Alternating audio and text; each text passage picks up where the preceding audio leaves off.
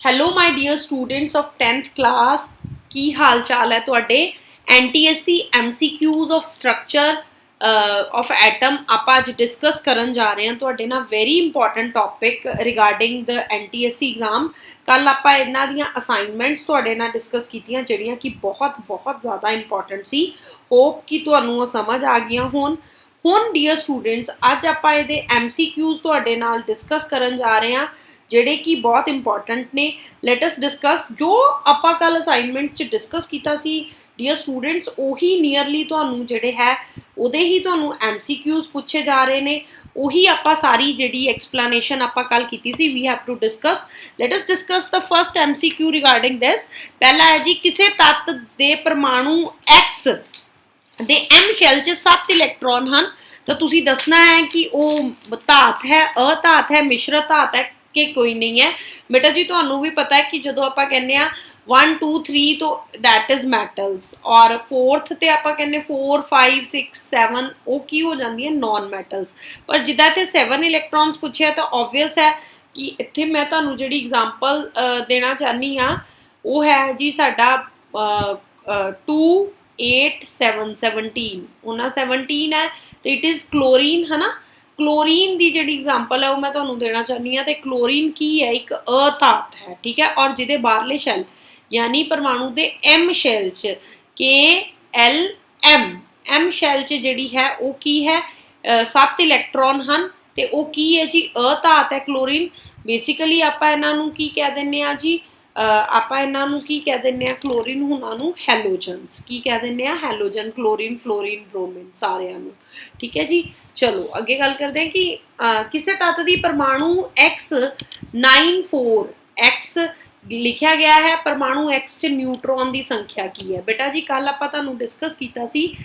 कि जदों आप न्यूट्रॉन की संख्या करनी है जिहड़ा उहदा एटॉमिक नंबर है वो 4 है एटॉमिक नंबर की है 4 है ठीक है जी एटॉमिक नंबर कितना है जी 4 ठीक है यदा मतलब वो नंबर ऑफ इलैक्ट्रॉन्स भी किन्ने ने 4 ते नंबर ऑफ प्रोटोन्स भी किन्ने ने 4 आपां की कड्ढने है न्यूट्रॉन है ना और न्यूट्रॉन कड्ढण लई सानूं ये पता है आ जिहड़ा उत्ते 9 लिखिआ वो मास नंबर है that is equal to number of protons plus number of neutron ते नंबर ऑफ प्रोटोन्स किन्ने ने 4 plus n number of neutrons therefore 9 minus 4 number of neutrons किन्ने आ गए जी 5 so our option D is right ठीक है आ 3 फॉर्मूले बहुत इंपॉर्टेंट है जिन्हों के न्यूमैरिकल्स होने हैं इन्हों कॉपी से नोट कर लो परमाणु का मॉडल सब तो पहला किस विज्ञानी द्वारा दिता असाइनमेंट पहले मैं तुहानू पहले मैं तुहानू थॉमसन का मॉडल फिर रदरफोर्ड का फिर बोहर का करवाया तो ऑबवियस है इसका आंसर की है कि परमाणु का पहला मॉडल पहले किस विज्ञानी ने दिता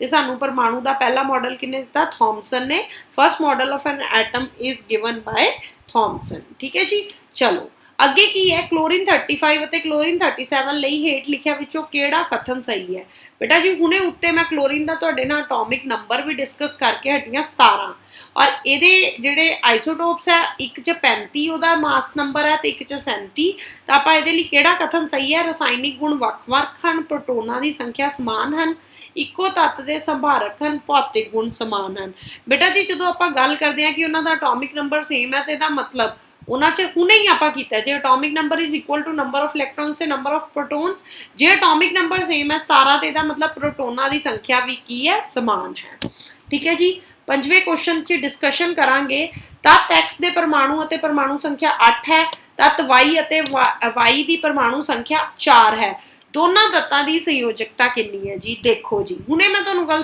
समझाया सी कि जदों वेलेंसी बाहरले शैल च 1 2 3 इलैक्ट्रॉन है या 4 है तो आप कह दें उसकी वेलेंसी 4 है जो 5 होवे तो आप 8 माइनस 4 कर लेने हुण X की परमाणु संख्या तुसी 8 है इसका मतलब वो इलैक्ट्रॉनिक कॉन्फिगरेशन कितनी होगी जी 2 ते 6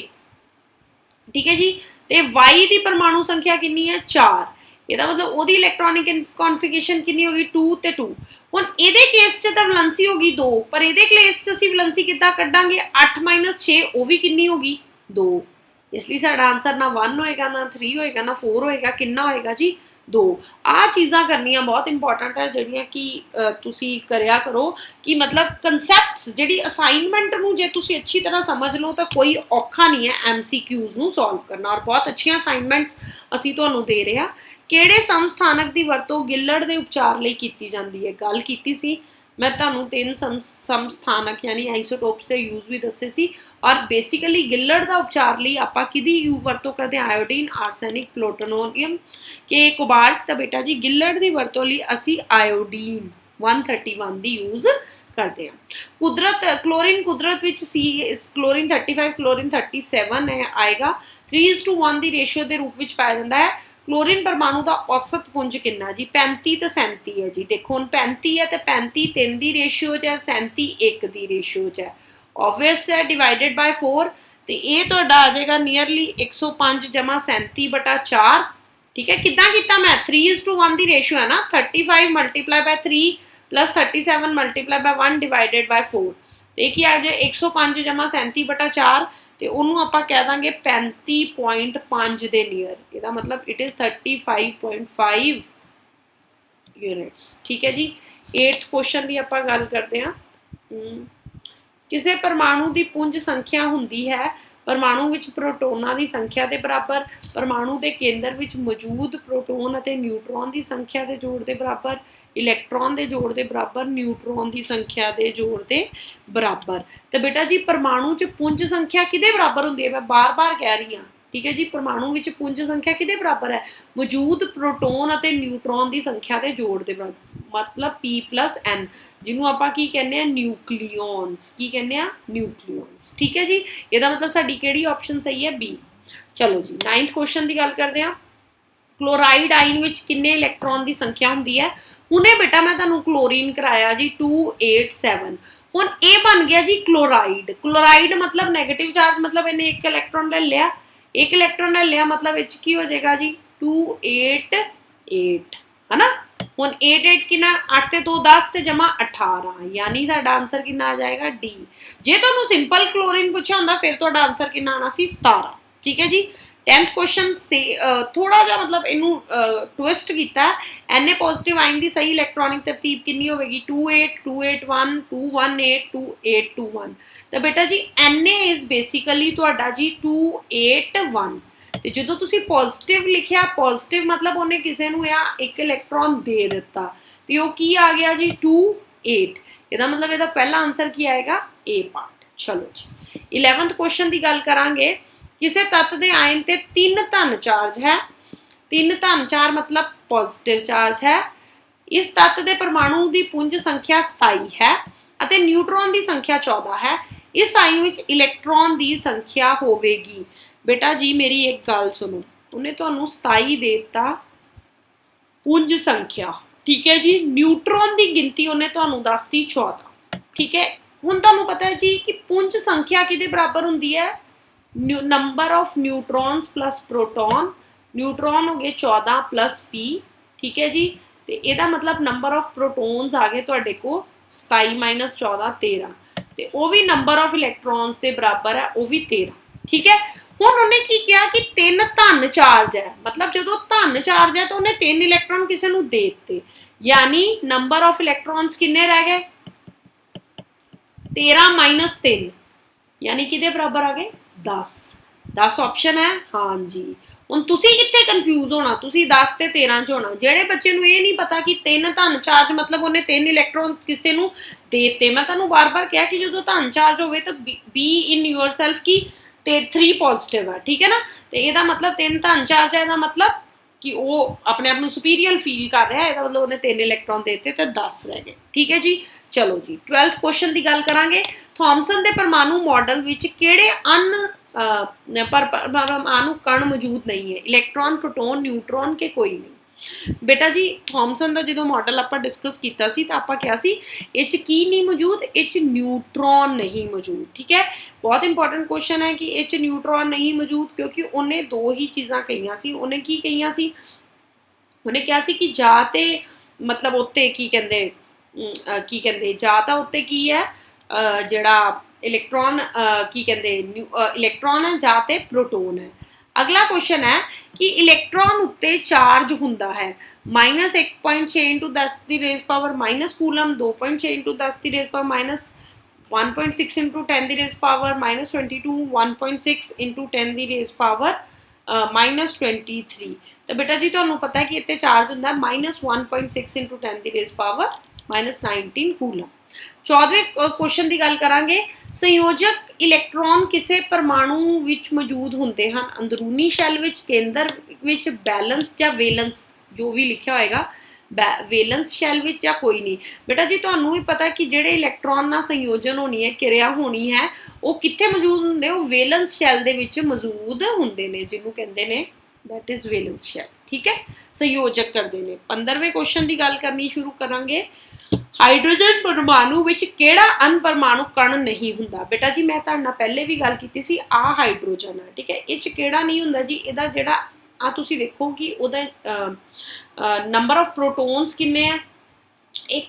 नंबर ऑफ इलैक्ट्रॉन किन्ना है? एक। ते उहदा मास नंबर किन्ना? मास नंबर उहदा 1 है। इहदा मतलब मास नंबर किहदे बराबर हुंदा? n ते p दे। इहदा मतलब p जे 1 है ते n की होया? n हो गया 0। ठीक है, इहदा मतलब हाइड्रोजन च न्यूट्रॉन नहीं हुंदा। 16 क्वेश्चन की गल करांगे, परमाणु दे किस शैल विच वध तो वध इलैक्ट्रॉन हुंदे ने? वध तो वध 2 इलैक्ट्रॉन हुंदे ने। जिद्दां मैं पढ़िया वध तो वध इलैक्ट्रॉन हुंदे आ, इदां तुसीं नहीं पेपर च स्टेटमेंट पढ़नी, क्योंकि जे तुसीं 2 स्किप करता तो तुसीं कोई भी आंसर दस दोगे। मैं तुहानूं कहा सी बेटा जी इहदा जनरल फार्मूला है 2n², k लई n1 है, l लई 2 है, m लई n जिहड़ा है वो 1 है,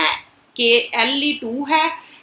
m लई 3 एंड सो ऑन। तो बेटा जी जे 2n² की आपां गल करांगे तो k की है जी? दैट इज 2 1² और 2। ਇਹਦਾ मतलब k शैल ਇਹੋ ਜਿਹਾ है जिहदे च मैक्सिमम इलैक्ट्रॉन किन्ने होणगे? 2। ठीक है जी। कैथोड किरणां तेज गति करते हुए डैश कण हुंदे ने। ਜਿਹੜੀਆਂ कैथोड किरणां ने वो तेज गति करते अल्फा, न्यूट्रॉन, प्रोटॉन, इलैक्ट्रॉन कण हुंदे ने। ठीक है जी। 18 क्वेश्चन की गल करांगे, अनपरमाणुक कण जिस का सपेक चार्ज 0 हुंदा है। बेटा जी मैं तुहानूं बार बार कह रही हाँ, जिहड़ा प्रोटोन है उत्ते प्लस चार्ज हुंदा है, जिहड़ा न्यूट्रॉन है उत्ते किहड़ा चार्ज हुंदा है जी? न्यूट्रल, यानी 0। जिहड़ा तुहाडा न्यूट्रॉन ते 0 हुंदा, जिहड़ा तुहाडा इलैक्ट्रॉन है उत्ते किहड़ा चार्ज हुंदा जी? Negative. So we can say अनपरमाणुक कण जिस का सपेक चार्ज 0 हुंदा वो की है जी? न्यूट्रॉन। की है जी? न्यूट्रॉन। चलो अगे गल करदे आ, ਹੇਠ ਦਿੱਤੇ 2 ਪਰਮਾਣੂਆਂ ਦੇ ਅਣਪਰਮਾਣੂ ਕਣਾਂ ਦੀ ਸੰਖਿਆ ਤੋਂ ਇਹਨਾਂ ਵਿਚਕਾਰ ਕਿਹੜਾ ਸੰਬੰਧ ਹੋ ਸਕਦਾ ਹੈ? 11 ਇਲੈਕਟ੍ਰॉन है, 11 प्रोटॉन है, 11 न्यूट्रॉन है। 11 इलैक्ट्रॉन है, 11 प्रोटॉन है, 12 न्यूट्रॉन है। तो बेटा जी की होएगा? तुसीं हिसाब लाओ, दोनों समस्थानक हैं, दोनों संभारक हैं, दोनों आइसोटोप्स हैं, दोनों विच कोई संबंध नहीं है। तो बेटा जी तुहानूं ये पता है कि दोनों की ने? समस्थानक। क्यों ने समस्थानक? दोनों क्यों समस्थानक है? क्यों आइसोटोप्स है दोनों? दसो मैनू। आइसोटोप्स इसलिए क्योंकि 11 इलैक्ट्रॉन है, 11 प्रोटॉन है, 11 इलैक्ट्रॉन है। किच डिफरेंस है? नंबर ऑफ न्यूट्रॉन्स, है ना? नंबर ऑफ न्यूट्रॉन्स से डिफरेंस है, मतलब किच डिफरेंस होएगा? Just mass number. ठीक है, तो दैट्स वाई। ठीक है, चलो जी। किसी तत्त के परमाणु लई हेठ लिखिया विचों ਕਿਹੜਾ कथन सही है? परमाणु विच सिर्फ प्रोटॉन न्यूट्रॉन हुंदे, परमाणु विच सिर्फ इलैक्ट्रॉन ते न्यूट्रॉन हुंदे ने परंतु प्रोटॉन नहीं हुंदे, परमाणु विच सिर्फ इलैक्ट्रॉन अते प्रोटॉन हुंदे हन परंतु न्यूट्रॉन नहीं हुंदे, परमाणु विच हमेशा इलैक्ट्रॉन, प्रोटॉन, न्यूट्रॉन मौजूद हुंदे। बिल्कुल सही जी, परमाणु दे विच हमेशा इलैक्ट्रॉन, न्यूट्रॉन अते प्रोटॉन मौजूद हुंदे है। So with these your 20 MCQs of your 4th chapter is finished. Hope कि तुहानूं ये समझ आई होएगी ਜਿਹੜੇ स्ट्रक्चर ऑफ एटम्स ਤੇ MCQs है। मैं अनुप्रीत अरोड़ा। ਕੱਲ ਆਪਾਂ ਜਿਹੜੀ ਤੁਹਾਡੀ ਨੈਕਸਟ ਅਸਾਈਨਮੈਂਟ ਦੇ ਡਿਸਕਸ਼ਨ ਦੇ ਨਾਲ ਨਾਲ ਇੱਕ MCQs ਦੀ ਅਸਾਈਨਮੈਂਟ ਹੋਰ ਡਿਸਕਸ ਕਰਾਂਗੇ। Till then goodbye, take care.